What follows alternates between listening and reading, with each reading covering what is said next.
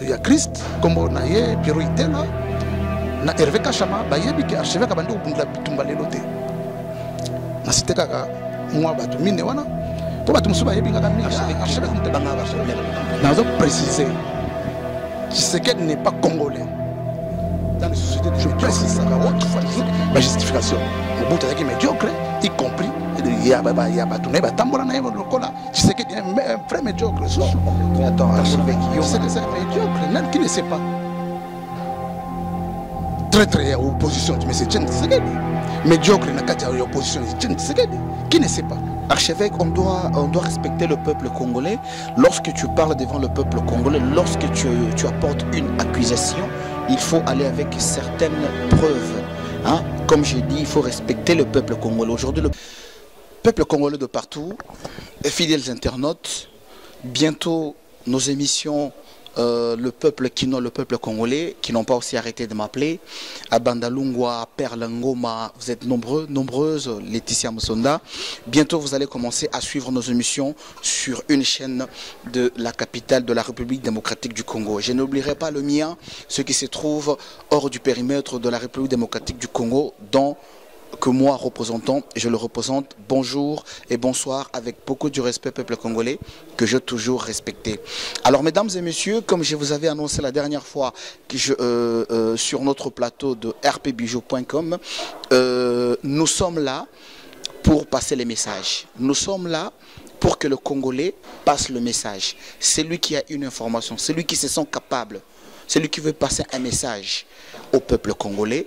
Nous sommes les outils que Dieu a placés afin que Banayamboka, peuple congolais de partout, puisse s'exprimer. Aujourd'hui, j'ai quelqu'un à ma droite que vous avez toujours eu l'habitude de voir, qu'on a toujours eu le temps de tourner les émissions. Et je tiens à vous informer, peuple congolais, étant mature et mûr, les propos que nos invités auront à passer, ces propos n'engagera que le peuple congolais qui sera sur le plateau pour une compréhension. Encore une fois de plus, je vous remercie. Alors, archevêque Ben Lobobo, les présidentiables en 2016, bonjour. Bonjour, représentant légal. Nasepele sukomo na yo. Nasepela mingi ta na solo la na yo, nasepela mingi na tango posanga ba question. Et peuple congolais, bonjour. Nazana Sengo mingi, bonsoir place Bozali pour une émission oyo. Tokutana lisusu pona ko solo la makambo itali candidat Nabino archevêque Lobobo pe Itali Congo na biso na ndenge le Congo souffre, donc yango na yona pona ko intervenir par rapport à tout ce qui se passe dans la diaspora congolaise pe na bande ko na biso 60 millions de Congolais au avandi na Katiamboka. Merci beaucoup archevêque Ben Lobobo. On ne va pas oublier Baeba soutenir ka émission na bango Maman Edith Liliane Gala na Katia Las Vegas. Yolo Barasso Ozolanda vraiment représentant légal. Et ça la kayo moi. Banapoto, je veux encourager les Congolais au Basali association Lisanga Yabana Ya Congo avec A, avec K. Donc, combo Sima, Basali organisation. Kalamingite, vous allez vivre des organisations, des manifestations humanitaires. Alors, archevêque Ben Lobobo, dites-nous un peu. Aujourd'hui, tu as invité l'équipe de rpbijou.com. Dites-moi, archevêque, quel est le message que tu veux passer devant tous les Congolais? Banayamboka. Boyo archevêque alinga paso lampoke mais ngana gozala wana toujours na tunaka ye pour vous comprendre. Archevêque belela bayoka yo. Déjà merci mingi nazali ndeko na bino mwana mboka surtout na bato ba landaka nga ba comprendre nga mingi te ngaza visionnaire congolais oyo na bundi mingi pona Congo. Et bitumbaranga bat ba monsieur va comprendre nga, soit comprendre nga te. Na kopesa moi détail moka muke pona ils la précision na bato ba yebinga mingi vraiment mingi te parce que les gens me reconnaissent toujours na en tant que sapeur. Or que mon sala na nga vraiment en fond nga bato bele ba ngote. Déjà na ko expliquer moi détail mo muke précision na pesa précision na bato ba na vanda bonga ta Paris. Bato balingi bayeba ke archevêque makama politique abandi yango kala na opesa précision muke nazana petite nazana ndeko na nga ya mwasi na kombo ya Candide Okeke. Il y a 10 ans passés, au yebi place de la réunion ngana yo na Kapita. Donc on a fait référence à débat wana Candide Okeke na Kapita ba yebi makamona solo lelo pona bango ya makamala lelo te. Baby il y a 10 ans passés na kati ya Paris to bundaka mingi pona mboka ngana bango ensemble. Nazana ndeko mususu o lelo a se convertir na nzela ya Christ kombo na ye Pierrot Itela na Hervé Kachama ba yebi ke archevêque bandi obundela bitumba lelo te. Na cité kaka moi batu mine wana po batu musuba yebi ngaka mingi archevêque mutabilamba nda bitumba nanga ona zo bundela eza bitumba oyo na kuta na ona kati ndaku na kuta na ona balabala te or que bande ko bele ba bundela ka bitumba oyo baloba Kabila dégage donc par là bitumba bango bani pas dans Kabila. Par là, cela veut dire quoi quand tu dis que explique bien au peuple congolais bitumba oyo écoute on a balabala te. Donc, c'est-à-dire quelque part, parce que le lot, c'est vrai, combattant, ça veut dire quoi? Yo le bitumba oyo ya Congo, écoute qui on a katia ndako. Bamsusu bitumba oyo ya Congo, écoute qui on a katia balabala. Ok, expliquer en 2 mots vraiment congolais à comprendre bitumba, écoute on a katia ndako. Ça veut dire quoi? Déjà, ngai na nazali mutete là. Donc, ancêtre na ngai, babandi bitumba. Entre autres, ngongolute tetanga bandi ko bundisa tipo na do arabe. Tipo c'est qui? Il fait quoi? Arabe moko azako teka batu mwindu. Ngongolute tabundisa bango. Ancêtre na ngai ngongolute abundisa arabe azako teka batu. Père wa botinga parce que moi je suis fils de Maloki akanga kudu wa nyengo wa sa yanga ngai. Bandela nkombo papa congolais ayoka bien fils de Muto wa moni liboso na bino nazali fils de Maloki akanga kudu wa ningo wasa yanga lelo nga mona koma pene Maloki do batetela bazola nanga siko bayebi eloko nazoloba. Tu t'adresses au batetela ou bien catholique congolais? Na pesi nga bibi tumba nga nazobunda do ebani ancêtre nanga ngongolu tete père nanga zui relève do bitumba nga nazola mukana pongi bazo expliquer nga chaque fois bundela mabele na yo bundela mabele na yo. Il y a une grande différence na muto a se retrouver na balabala po ya koloba kombo ya Kabila dégage. Donc tozala biso na muto to différent parce que ya kuté na circonstance na balabala po le Kabila dégage or que nga ezali éducation bazo bisanga chaque jour que tu défendras toujours ta patrie. Ta patrie est plus importante que tout. Mais comment tu te retrouves dans Makamwa Bilamba et pourtant toi l'éducation apparemment bana poto il faut tout passer au laka peuple congolais lingi koloba mingi mais il faut expliquer peuple. Toi tu dis que au cours de l'éducation on a combat pour ta patrie mais apparemment eux qu'on s'est retrouvé dans Bilamba tu as beaucoup plus Bilamba que de la patrie arché le baba yoka. Bon ezali loko moko pe bato ba comprendre kate déjà au moni mutu nyonso alwaka exister dans la société na ya où se retrouver. Na kende ki eska ba saper pona mona ikoto kuna na ko expliquer makamuna ba comprendre. Par contre loko bo photo yebaka omoni ba saper ba bundeli Congo on a un niveau oyo même les soi-disant les combattants d'aujourd'hui ba tikali ko zwata ya ko bundela Congo on a te. Na ko pesa exemple mo simple. Lorsqu'on parle du Congo macroéconomique ya Congo wana evani na mboka banani. Ba saper ba sel macroéconomique na Congo. Ba taxi business dans le Congo na ba taxi etambola kuna bane ba porter macroéconomique banda ba simbi macroéconomique ona ce sont les sapeurs banda ko tongama mingi na Congo na ba sapeurs mutu batongi yango or que lelo na résultat ya combat ya ba combattant ba sale loko mokote. Donc là je parle de la contribution des sapeurs. Ngana ko contredire ba combattant ba sale loko te. Pourquoi comment lelo archevêque il faut qu'on se rappelle quand même de l'histoire. Il y a pas longtemps tous à la mémoire à la faiblesse makambo Congo e bandaki ko lobama na niveau oyo lelo makambo Congo comment ko lobama na kati ya poto mobimba. Tu vas pas dire que ba combattant ba sale loko te. Défends-toi archevêque bana Kinshasa bana Congo représentant légal moto akochaka kimia esprit ya prophète vulu simo kimbango ezala na archevêque ezala nanga to solo la kitoko to ko se faire comprendre arché pasola moni lelo to comment mélanger tout hein parce que dans le monde batamaïle les scientifiques place bozali bazolo ndangai et les intellectuels congolais oyo bazali ko landanga na minute ba yibi lelo na zoloba monde tambola toujours en fonction ba résultat lelo ba saper batali basali macroéconomique na Congo moyen de transport eza na maboka ya basaper bandako ezotonga makuna basaper lelo oyebisanga bakombata batongi nini bakombata basali action nini na kati ya Congo malemela nanga bien parce que lelo omoni lelo makambo eko motambola na ndenge ya désordre na pose exemple mo simple taki na monde ya résultat omoni moto abengaka président Omar Bongo asali 40 ans na pouvoir 40 ans na pouvoir mais résultat na ezali zéro. Pourquoi nabi zéro? Ce que balobi toke na Gabon na Libreville to lukata 200 mètres moko ya balabala o Omar Bongo tonga to komona ngote.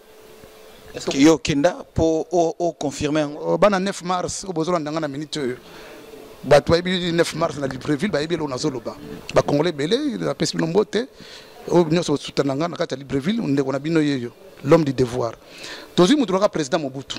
Défunt oyo ba nyoso bayebi président Mobutu 32 ans na pouvoir. Quelle honte. 32 ans na boulevard o lukelanga balabala tonga.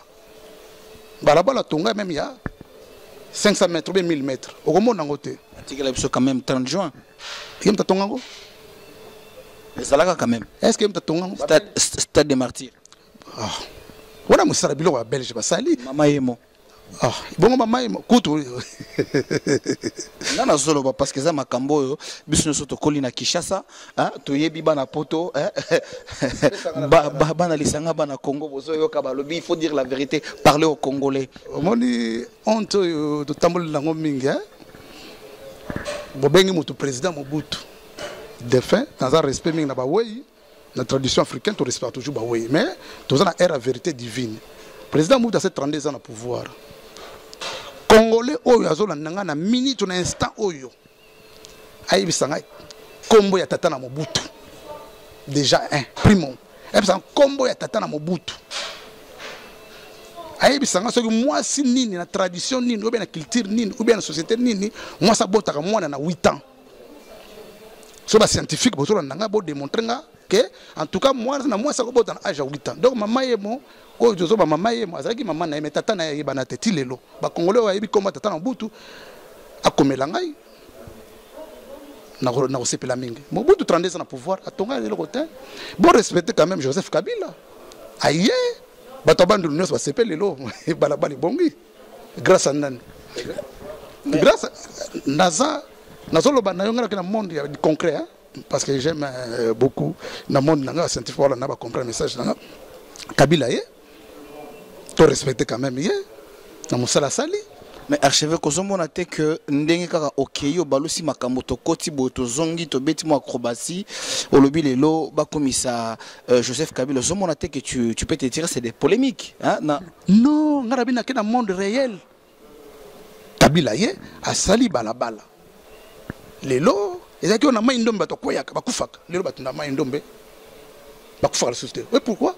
Parce que balaba ezaki problème ya ko bongisa lelo bato bandu ba nyos ba sepeli balaba le koti bakumo kenela bango bakumo zonga baninga nanga batanga na 1 franc bayebi. Mais archevêque ce n'est que normal parce que le pays est grand, le pays est riche. Est-ce que vraiment les gens peuvent se limiter ya ko sepela ka so ba sali ba balabala ou bien les Congolais attendent un peu la stabilité du grand pays, c'est-à-dire au fait le respect du peuple congolais, ou bien on va se limiter seulement na ba balabala parce que biso musala na biso yango wana to tunaka parce que défendre balabala pendant 32 ans. Bon, tu as qu'à réfléchir à ça la balabala moko pendant 32 ans. Vous avez qu'à réfléchir pour te mettre aider population à Bandundu, Bano Balongwaka, Kinshasa banotanga na 1 franc. Baza na besoin que nous soit instruction na 1 franc. Est-ce que vous avez réfléchir sur non? Dans les sociétés de médiocres, tout le cas toujours la justification. Au bout de médiocre, y compris il y a Tambola na lokola, tu sais qu'il y a un vrai médiocre. Mais attends, archevêque, Yongana comprend kaote. On était sur ton message que tu devais passer au peuple congolais. Bana lisanga bana Congo bozo yoka archevêque azako s'exprimer. Il est libre et on doit le respecter. Ezaki li kambo ya message au côté le kambo extra Mobutu médiocre mais au côté sous les kambo et puis on a remarqué archevêque qu'est-ce qu'il y a, tu as un problème, une rancune avec papa Étienne Tshisekedi ou papa. Parce qu'à chaque fois, ceux qui tozo les Kananayo, tozo le peuple congolais, il faut le Balikambo Tshisekedi. Pourquoi? Pour quelle raison? Atambola a été, Tshisekedi a été dans l'opposition depuis la nuit des temps. Déjà, je n'ai jamais eu un problème particulier dans M. Tshisekedi. Jamais je n'ai eu un problème particulier dans M. Tshisekedi. Parce que tu as dit les médiocres, mais tu as cité que son nom. Il y avait d'autres. Mais tu sais que c'est un médiocre, qui ne sait pas. Très opposition, tu me sais Tshisekedi. Médiocre, il y a opposition, Tshisekedi. Qui ne sait pas? Archevêque, on doit respecter le peuple congolais. Lorsque tu parles devant le peuple congolais, lorsque tu apportes une accusation, il faut aller avec certaines preuves. Hein? Comme j'ai dit, il faut respecter le peuple congolais. Aujourd'hui, le peuple congolais a la confiance au papa Tshisekedi. Mais toi, tu oses, archevêque, d'appeler le papa Tshisekedi des traîtres. Pour quelle raison? Quelle preuve que toi tu as? Déjà, au Moni Tshisekedi. Congo banda, histoire Congo banda.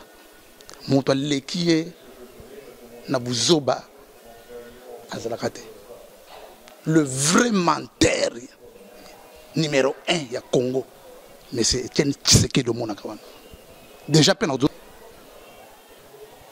traître numéro 1 ya Congo, Tshisekedi. Menteur numéro 1 ya Congo, Tshisekedi.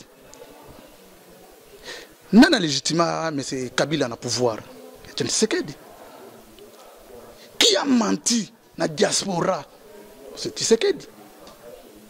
Quel genre de mensonge il faut expliquer au peuple congolais de partout? Au Bazolanda, on a www.rpbijou.com, site à peuple. Parce que tu as un balabala, c'est tout un balabala, tu as même le dossier sikoyo. Nana fouteli mbongo pour qu'il ne soit en Afrique du Sud. Et les Kabila. Pourquoi qu'on a la vérité, tu as même diaspora sud-africain, tu as un moyen de déplacement, mais Jean Ouana, le président de RDC Mobimba, il a foutu les mbongo, a sali tout pour nous comme en Afrique du Sud. Parce que tant que Sengaki, na en France, va payer visa, na Schengen, na France va payer visa, bah refuse qui est, bah boy ko payer visa. Mais je veux que vous apportez vraiment d'informations de réponse comme mon gouvernement. La précision vraiment, il y a info et en gros que non. Père, papa qui Afrique du Sud, Moutaye, Bakita Kenaki, pourquoi mais yo, les lots confirmé que à Kenako se faire soigner, tu as des infos sources non et où tu wapi. Le Congolais boyokai. Mais dans le bin yo, ngai politique ou ngai kutanga nanda, kutanga na balabala te. Na qu'est-ce la politique à circonstance tel le qu'on a battu nous, c'est pas Kenako se retrouver na balabala mbeng combattant. Tu es bagate ba bundela kanini. Yango mona ba kota na kata ba confusion ba koma yo lobela ba zaki ba combattant ba ngo na kata combat et comme ba lelo asoki mwasi na ngai o ngai na beta kiye o ba kiye na bitumba or combat za ba idée mais c'est Tshisekedi ya ou aux en Afrique du Sud. Il devrait quand même repousser ba tout ya ba diaspora ya sud-africain que ce qui déplacement na ngai tina comme en Afrique du Sud des alliés grâce ya président na biso. Mais à quoi que ça va ngote. Attends, sengi na Schengen va payer visa. France refusé. Europe moboye. Yango moni les jeunes Kabila salut tout. En Afrique du Sud a eu soin. Mais azo ko na diaspora na vérité. Surtout problème à muneno ya munene. Tu sais que la tkala vous allez jamais congolais. Ah tu archevêque tika biloko wana. Tika makambwana parce que tu es en train de chercher des problèmes. Moi je veux il faut toki nakanaba. Oui, là tu as parlé tout à l'heure voilà papa Étienne au lobby Kazoko ça voilà. Je t'ai donné des preuves, tu dis que voilà à Kenar Afrique du Sud au Boena Boye et peuple congolais s'engage archevêque Ben Lobobo à lobby politique et Koutaï na palais chez Bango. Sikoyo no kina makambo national tozo mona teke ozocha musapi place il faut pas bacha musapi archevêque Keba banga ba problème. Nazo préciser Tshisekedi n'est pas congolais. Je précise ça à haute voix, Tshisekedi n'est pas congolais. Ce qui bureau à Tshisekedi, il est contesté le problème moyo. Balukelangai. Balukelangai civilité à Tshisekedi ba pesa biso ba élection. Tshisekedi père naï, soit congolais ba démontrer biso yango. Nous sommes des Bantous. Donc, ba reconnaître toujours la culture na biso, la tradition na biso. Moi, je suis toujours na Kassai, surtout pour les Kassai. Moi, je suis toujours à Tata. Moi, je suis à Mamate. Vous êtes d'accord ou pas? Mais tu vas dans l'émission, tu sais que ce papa nazali congolais. Tu sais que combat Tata na Tshisekedi. Koko, Koko Tshisekedi, tu sais que combat naïe. Tu sais que tu es congolais. Mobutu, papa na yebanité. Tu sais que papa na yebanité. Bureau Tshisekedi, ceux qui vont contester la vérité, vont porter ma plainte. Je vis na Kata Paris. Dans le lobby, bureau, il y a Etienne Tshisekedi. Si vous contestez la vérité, vous portez la plainte. Tshisekedi n'est pas congolais. Je dis ça haute voix, Tshisekedi n'est pas congolais. Celui qui peut contester cette vérité, apporte la plainte. Et bateau dans quatre entourage, n'a pas comme Tata Tshisekedi. Grand-parent, grand-père n'a pas paternel, n'a pas comme Bonaï. Est-ce que c'est là important, Moutousoki, Alingi, Assa la politique, il faut voir grand-père, grand-parent, non. Ce qui est important, c'est ce que nous vivons aujourd'hui, défendons la cause. Combattre défendre cause nationale, défendre intégrité et territoire congolais, défendre peuple congolais génocidaire, nakati ya Est République démocratique du Congo. Est-ce que grand-père, ça a vraiment d'importance dans ma campagne? Cher ami, je préfère le président Bouteflika. Comment on a solidité en Bokanaye en 1965. Ça a quand même ouvert, alors il n'y a pas de vérité. Mais tu sais qu'il a abandonné le cause capable d'avoir sa vérité. Qu'il n'est pas congolais. Abazo texte Kabila tout le temps, Kabila n'est pas congolais, Kabila n'est pas congolais. Or que le père a précisé qu'il dit voici mon fils, Joseph. Et moi, je suis en Chine, je suis bien. Mais Kabila, le père n'a pas l'accepté. Tu sais qu'ils nous disent noir sur blanc, comme papa n'a pas. Après, parce que mboka na biso que des ordres de zawana. Okomona muto na zakane zéro te, mais à zéro beta tolo na komba zéro. Cameroun na komo lobila Congo. Ozomona parce que biso tozana kata ya révolte wana. Ya momona ka biso tout le temps to toujours ke mafumbe. Kemafumbe, ça veut dire quoi? À ceux-là peut-être qui ne vont pas comprendre les dialectes, surtout banana biso banvolozi, bazana katia poto Kemafumbe, ça veut dire quoi? Tout ça esclave, biso za esclave jamais. Tu n'as jamais esclave à Massonja Tshisekedi, tu n'as jamais esclave à Mundele, yango moni biso bato tu za na kata Kemafumbe. Kemafumbe même aux amu Congo, aux amu Tabandundu, on se retrouve dans kata Kemafumbe. Cela veut dire lorsque aux au côté na kata esprit à réveil, au komi Kemafumbe. Mesdames et messieurs, Toyoki, propos à archevêque Ben Lobobo, fils du pays, il a revendiqué éclaircissement makambo soso. Archevêque ngana proposé yo nenge tokomi bakomi ko senga moi millimétrage pour na message tozo pasaka yo au lobby au comité présidentiable en 2016.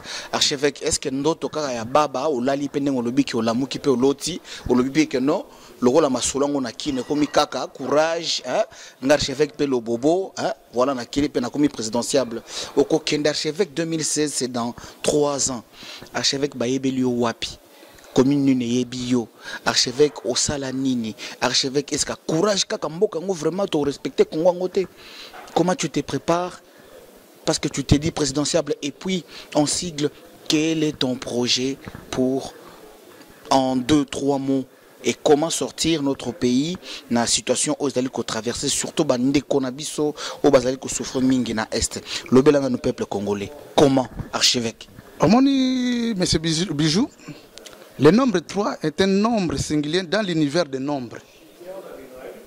Le nombre 3 est un nombre singulier dans l'univers des nombres. Donc, bateau à lundi, message, je vais comprendre. C'est-à-dire, moi, déjà, on les a réservés, on va initier. Au moni, les Congo, on a eu des gens dynamiques pour diriger Congo. Congo, les vendis sont médiocres, le gouvernement est responsable, les vendis sont médiocres dans le Congo, mingi. Il y a avec 2016, on a un candidat en 2016 pour il y a un changement, il y a un Congo nouveau. Congo nouveau, c'est des gens dynamiques, des gens responsables, des gens qui peuvent apporter la lumière. Exemplaire toujours. Est-ce que toi tu es exemplaire devant les Congolais? Il faut aussi commencer par prouver au peuple congolais qu'on est digne. Je suis un homme digne et responsable. Bato ba yebinga, bako témoigner. Bato ba yebinga. J'étais toujours meilleur. Dis-moi, archevêque, comment tu vas t'organiser pour qu'on avance un peu? Naza na ba relation makasi na boyko cité batnyoso, naza na moninga Vladimir Frank, tozana ba makambo ebele tosala. Vladimir français France azali yepe candidat bato balingi batape na nini candidat na Europe de l'Est kuna bakomona toza bato ebele yango moni aza candidat na présidentiable en Europe de l'Est. En Europe de l'Est kuna azali mundele bato basoutenir nga makasi pour ne pas citer ba français ou tozana bangwa na cadre ya nini toko citer ba komora ba ngoni sote ba organisme ebele na kata simana ngai donc année prochaine descendre na Kisasa pour na ko banda déjà ba propagande de propagande na nazo kende Kisasa uniquement pour na ko siéger parti politique Nangaï, Solidarité Action Congo, très bien. Mesdames et messieurs, nous arrivons presque à la fin de ce tournage à Tanga, Yabana Congo, Rismo Congo, Kiotis Congo, Ramsès, Minar, Daddy Bird, Teddy Bird, Association Lisanga, Yabana Congo, Ramsès, Bino Batubo. Comme il habite un esprit à prophète, vous vous êtes dit, il faut s'asseoir sur une table Kosolola. Nengena Kutani Nandekunanga archevêque Ben Lobobo qui a les projets pour notre grand pays. Archevêque Ben Lobobo, après avoir donné ton avis critiqué, quel est le message que moi j'ai toujours demandé à mes invités à passer à tous les Congolais? Un message d'amour. Parce qu'archevêque Nengata Tozolo Bakaloba qu'on critique l'autre, Bazo Salabienté, mais il faut toujours à la fin, qu'on le veuille ou pas, on a vu avec nos précédents, dans le monde entier, après la guerre mondiale,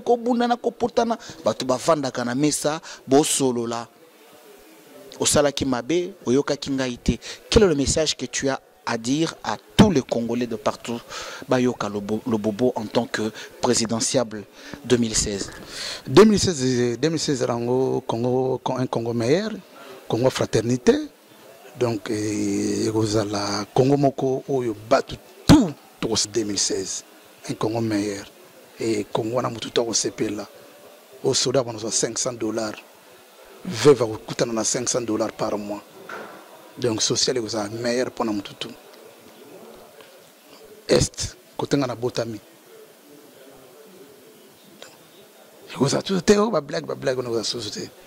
Tu sais que de kanga et sur la 2016 na côté. Mais yo zolo ba makambo suka msusu ya kimia. Bina yo 2016 un Congo meilleur, Congo à fraternisation. Mais tu sais que ngana pouvoir na kanga ye. Na kanga ye.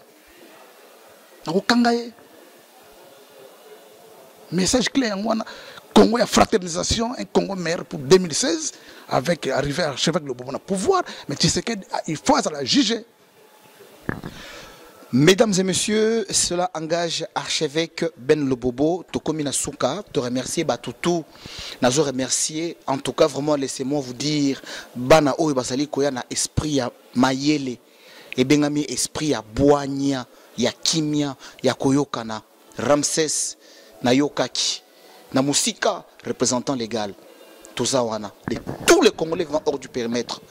Kalamingi te bozali ko vivre, l'homme qui marche avec l'esprit du prophète Mvolozi Simo Kimbangu, Kolingana, hein, déclare à l'ikondi à moto bébé douceur, yo yebi, bana malamu, ba bébé asika, hein, masolo akati, représentant légal. Vraiment, le plaisir est pour nous. www.rpbijou.com, www.kitalatala ya Congo, Boza Ebele, Kimia. Le plaisir est pour moi encore une fois de plus. Tozo kutana mikolo na rpbijou.com, Toza koya. Kalamingi te nazo yamba bamvuluzi, ba vanda, ba solo la, ba loba. Merci.